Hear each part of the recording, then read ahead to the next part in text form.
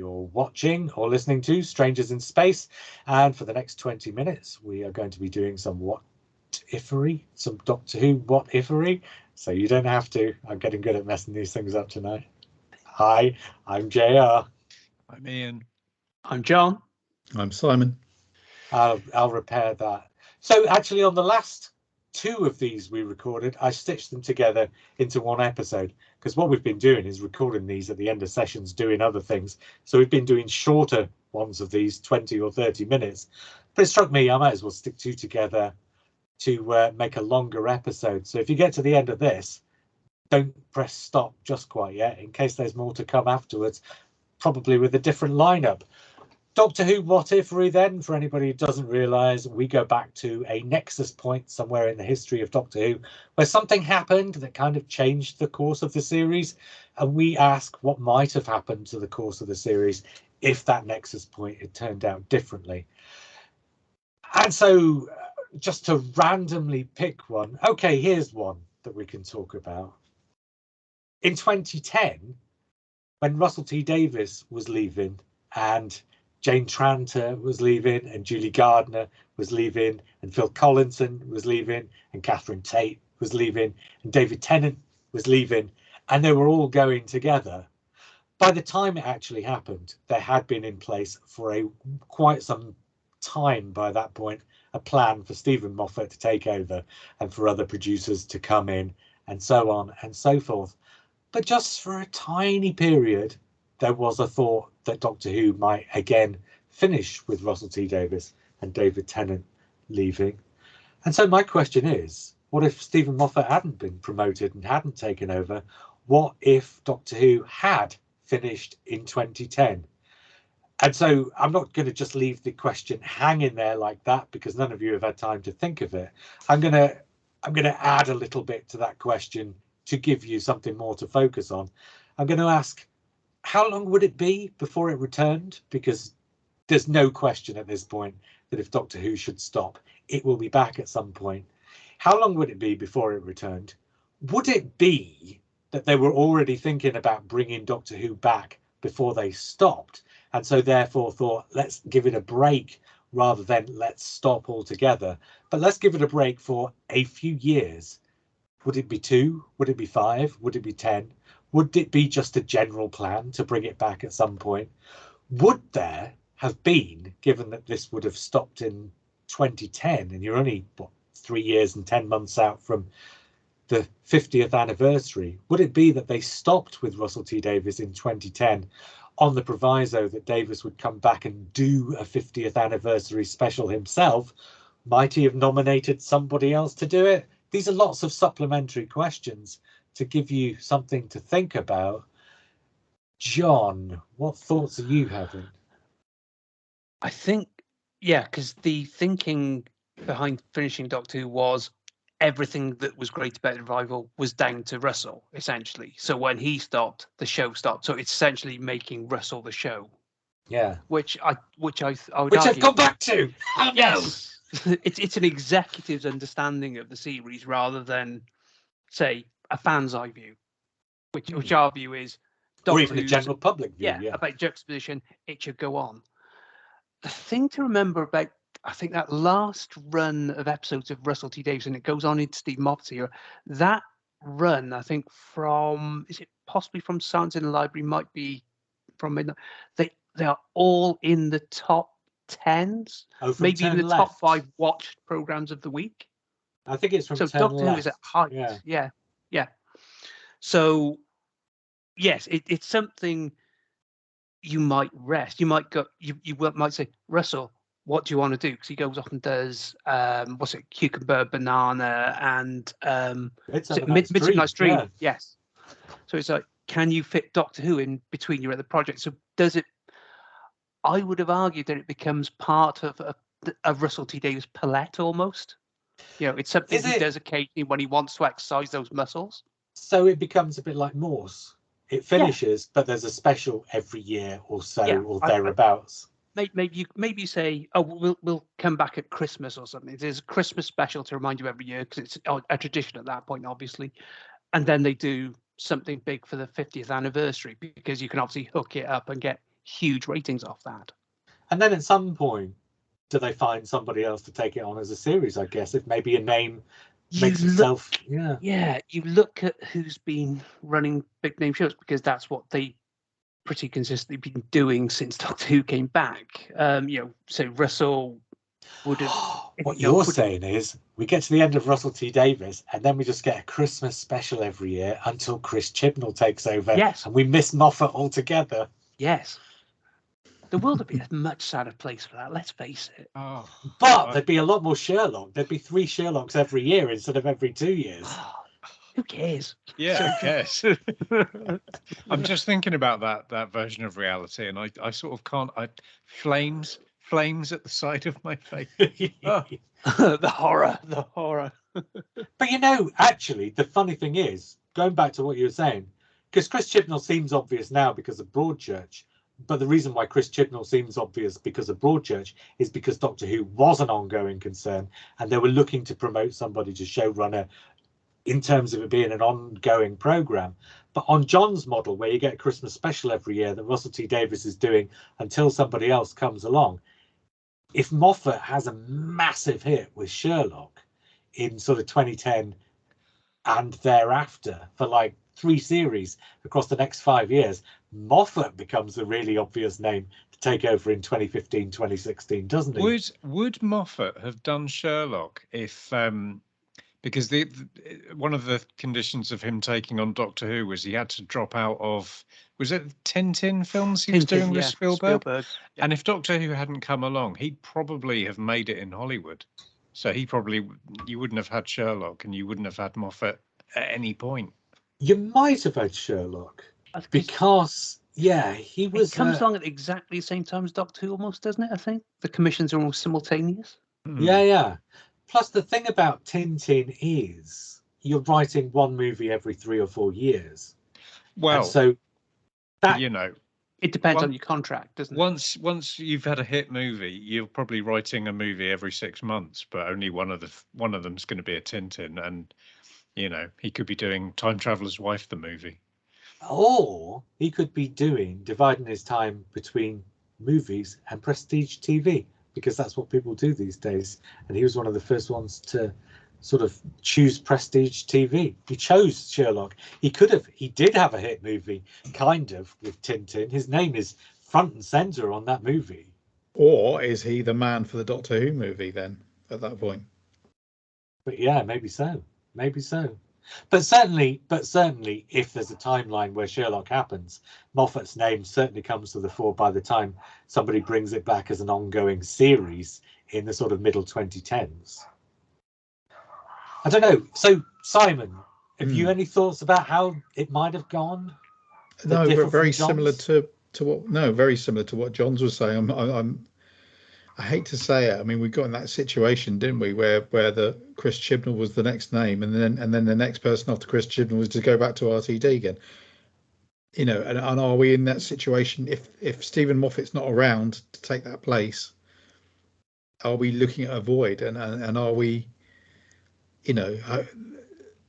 It makes perfect sense in my head for RTD to do these one-off Doctor Who's every few years if there's no one else to take over the mantle.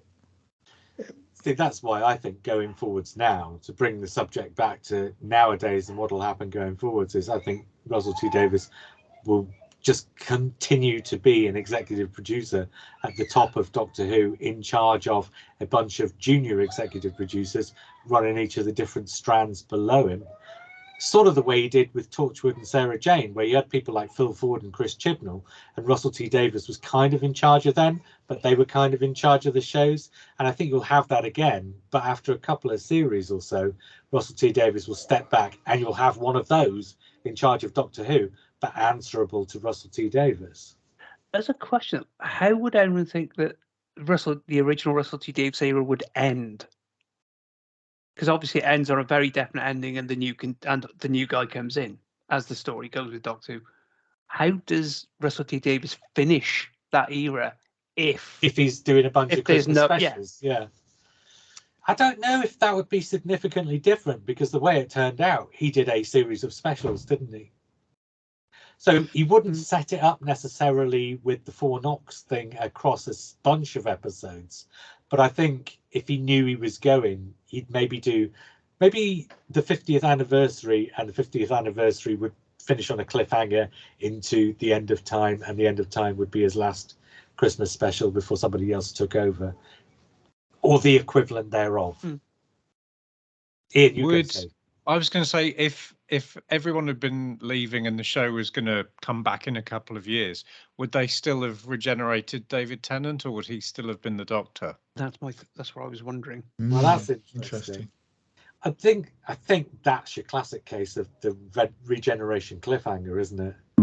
Where even if you know who's coming next, even if you do know, you maybe regenerate to a blank screen so that there's a definite space between the outgoing team and the incoming team.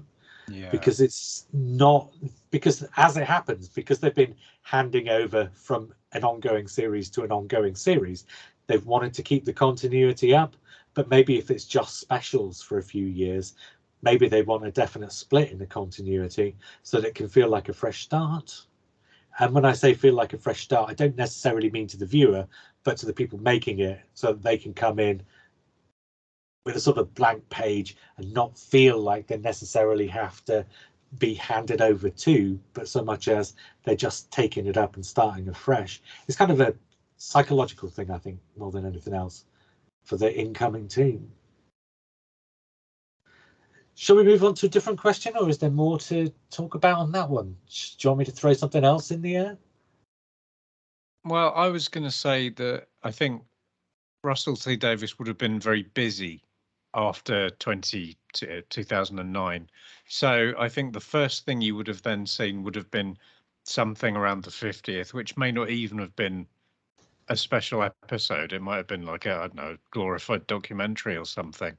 And I think we'd only really have had maybe 4 or 5 specials over the last decade, and I think if the show hadn't come back by now, it would be in the offing now. It feels like this is the right length of time. And not to go too far into it, Russell did have a significant amount of people in his personal life over those few years as well. So that might have disrupted things further. Yeah.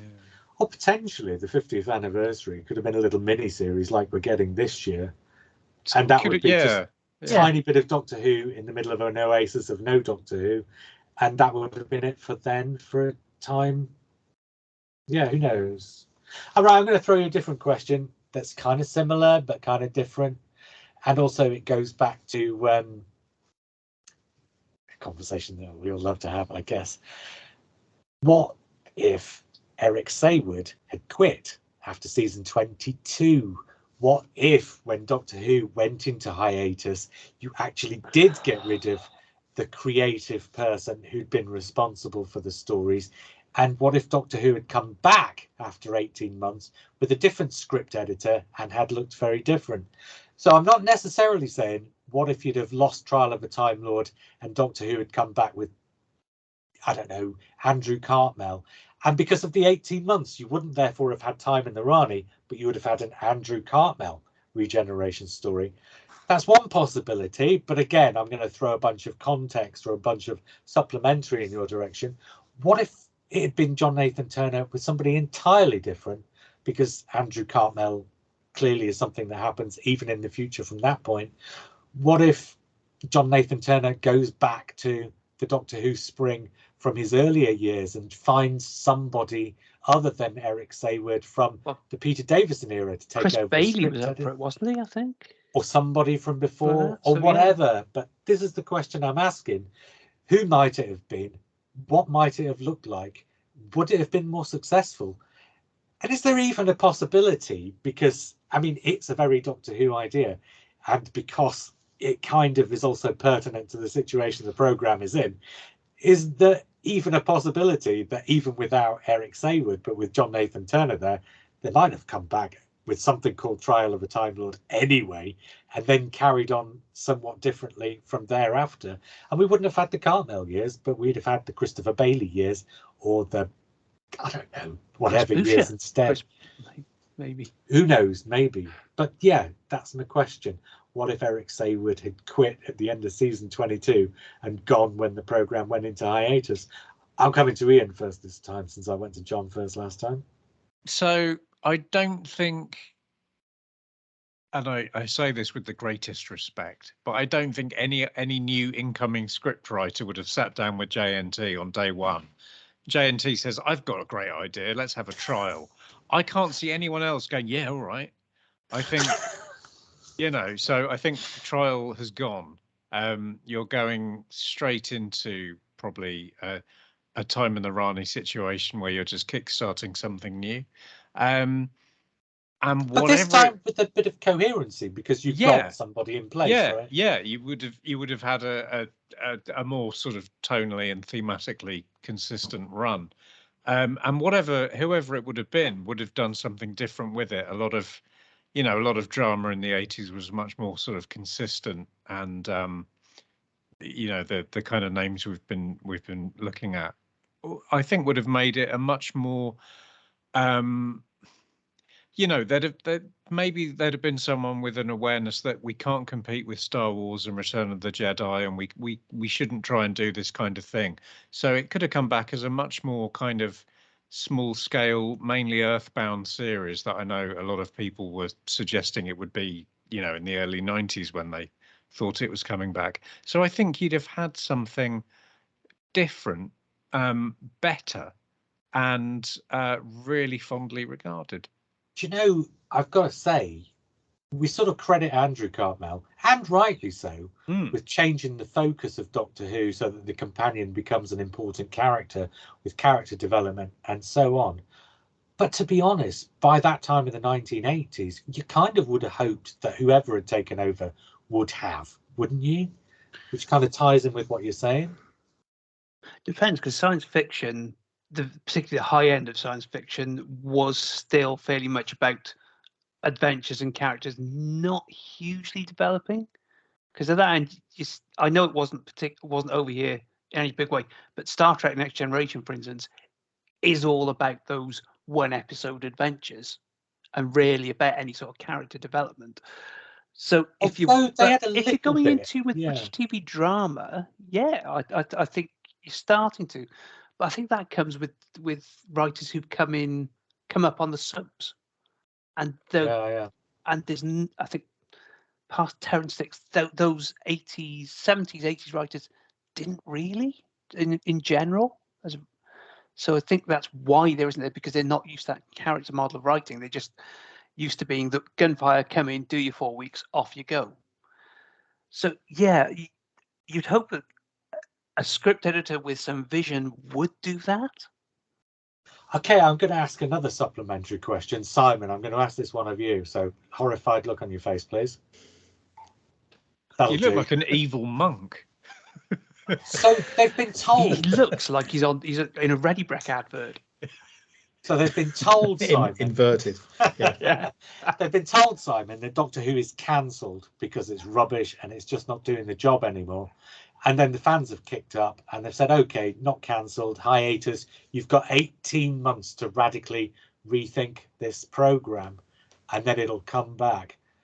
And we all know that Eric Saywood stays on and basically it doesn't radically change at all. And in fact, it comes back as one 14-part story that's actually so radically different. It's just 4 Doctor Who stories with something little to tie them all together. Simon, is it possible that somebody else gets the job of script editor, somebody who's not Eric Saywood, and says, let's actually radically rethink this, and somebody else actually comes in and writes a proper story that lasts the whole series? What does that look like? Is that something that you'd like to have seen?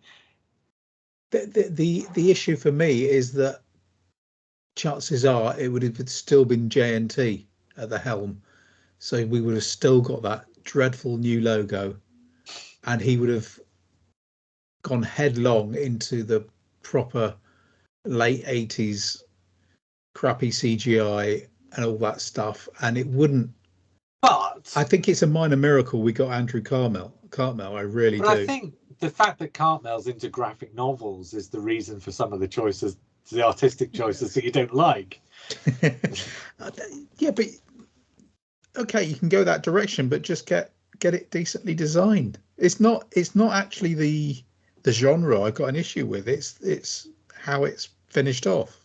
Yeah, And I know there's certainly a lack you of think money. it's that 2000 AD thing, but I just don't think it works. But anyway, it's just not go back over that.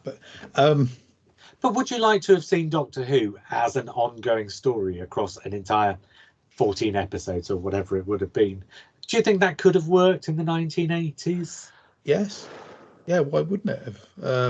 Especially with someone like Andrew Cartmel at the helm, somebody who obviously had expansive ideas, and to be able to do that over 14 episodes would have been something quite special. I'm trying to think what else was on TV at the time with that sort of format. Sorry? Howard's Way. Howard's Way, yeah. I mean, but there has always been prestige sort of television dramas. Doctor Who would just have been reflecting that a bit more. So, I mean, the obvious ones to think of, the ones we remember, are things like Boys from the Black Stuff, or Edge of Darkness, or GBH, or, what's the one with Christopher Eccleston and Daniel Craig? Our Friends in the North. Our Friends in the North. Things like there'd always been programs like that, and there continue to be. So Doctor Who would have been leaning into that kind of territory, I guess. It's a hell of a lot of story there. If you remember, I don't know if this is going to go out before it, but we did criticize Edge of Darkness for not having enough story over 6 episodes. This will be out before that on video, but it'll be out after that on audio. Yeah. Spoilers. But yes, Our Friends in the North had plenty of story, so it's only a case of finding the right amount of story. But I mean, it's tricky because you need a framework like the War Games where you can have, you can add a scenario, whatever, every week or every couple of weeks to twist the story around. Because a lot of what's, Doctor Who had done it in Dalek's Master Plan, hadn't it? And that twists the narrative so it can go to ancient Egypt, and it twists the narrative so it can go to a bunch of different planets. And okay, essentially, it's kind of a chase down the MacGuffin sort of quest thing for a large part of it. But there's no reason why you couldn't make the MacGuffin something interesting and disguise the quest aspect. But in like TV terms, in TV production terms, you want the first night is the only kind of doubt I'd have about it. You want those first nights to hook you back in. Because if they don't like it, they can come back in. But that's a fallacy because that's how Doctor Who has worked. But that's not how not how Our Friends in the North works. No, but Doctor Who isn't Our Friends in the North, and it's never seen that way. And there's 10 years between Doctor Who that we're talking about and Our Friends in the North, which I want to say was 95, 96. Oh, sure. Yeah. But let me ask you a question. When they're saying to JNT, you've got 18 months to reimagine the show and bring it back, are they changing the budget? Are they saying we want a different genre? We want this to not be a 25-minute Saturday evening TV thing? Are they giving him the option to develop it how he wants? Wasn't it John Powell said he wanted him to F off and sort it himself? I think. Well, that was the problem, literal words. But that's why I'm asking us to reimagine a different situation where somebody with the wit to actually make changes comes in and makes changes. Yeah, I mean, what they do, they don't actually change anything over that summer. You come back with the same lead actors, the same producer, the same script editor. What are you going to get that's same different? Structure, same and on your point about, audience. But John, on your point about opening nights, they come back with a story that they call The Trial of a Time Lord, parts 1 to 14, and dispense with the opening nights anyway. Absolutely, and the ratings go down over the season, roughly, if I remember rightly. Only by the same degree that they always do anyway, to be frank. Yeah. They start low and stay low, basically. You need, but I think it's right. I think the really interesting thing for me is if Eric Saywood leaves after season 21, say you've cast Colin Baker, I don't like that, and flounces, because at that point he finishes with, say, Caves of Androzani reasonably fresh in the memory. People go, okay, Twin Dilemma was a little bit of a damp squib at the end. Well, no, I think if that happens, reputation. I think if that happens, JNT doesn't do the bring Colin Baker in a story early. Because remember, that was an idea about Doctor Who being an ongoing thing. Situation might have been different. You might have ended that series on Caves of Androzani. Twin Dilemma wouldn't exist at all. there would have been something else. A in new season doctor, new 21. script, creative direction. Yeah, that to me is Exactly. the interesting conjecture. Well, there you go. Maybe that's our question for next time then. Let's knock this on the head with Eric Sayward at the end of season 22, and whoever's here for the next one will start that with Eric Sayward leaves at the end of season 21 instead. Right, until we do that, I was JR. I was Ian. I was John. I was Simon. And we will speak again probably very shortly if you're listening on audio, and if you're watching on video, whenever the next video turns up.